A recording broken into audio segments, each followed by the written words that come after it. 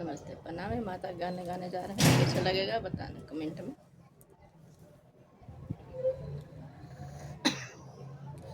अरे कवने असुर से डेराइलू पहाड़ चढ़ी गइलू ए मैया, कवने असुर से डेराइलू पहाड़ चढ़ी गइलू ए मैया।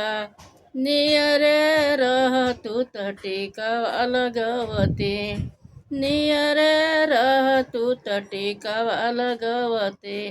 अरे तू त पहाड़ चढ़ी गइलू गजब कही दिहलू ये मैया, तू त पहाड़ चढ़ी गइलू गजब कही दिहलू ए मैया।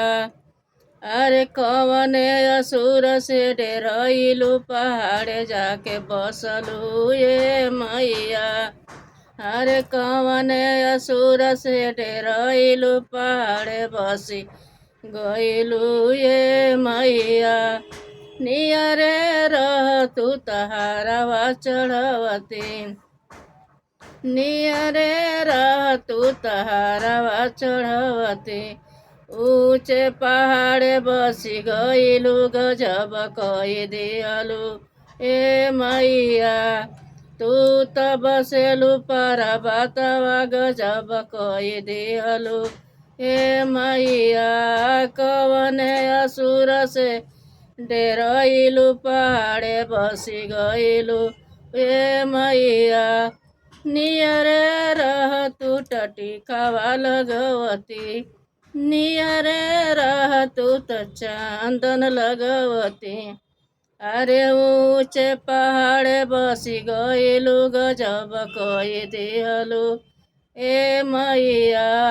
ऊंचे पहाड़ बसी गइलू गजब कही दिहलू ए मैया। कवने असुर से डेराइलू पहाड़ चढ़ी गइलू ए मैया। कवने असुर से डेराइलू पहाड़ बसी गइलू ये मैया। नियरे रह तू सिंगार हम करती, नियरे रह तू सिंगार हम करती। ऊंचे पहाड़ बसी गइलू गजब कही दिहलू ए मैया। ऊंचे पहाड़ चढ़ी गइलू गजब कही दिहलू ए मैया। कवने असुर से डेराइलू पहाड़ चढ़ी गइलू ए मैया। नियरे रह तू त चुनरी पेन्हवती, नियरे रह तू त चुनरी पहनवती। ऊंचे पहाड़ चढ़ी गइलू गजब कही दिहलू ए मैया। ऊंचे पहाड़ चढ़ी गइलू गजब कही दिहलू ये मैया। कवने असुर से डेराइलू पहाड़ चढ़ी गइलू ये मैया।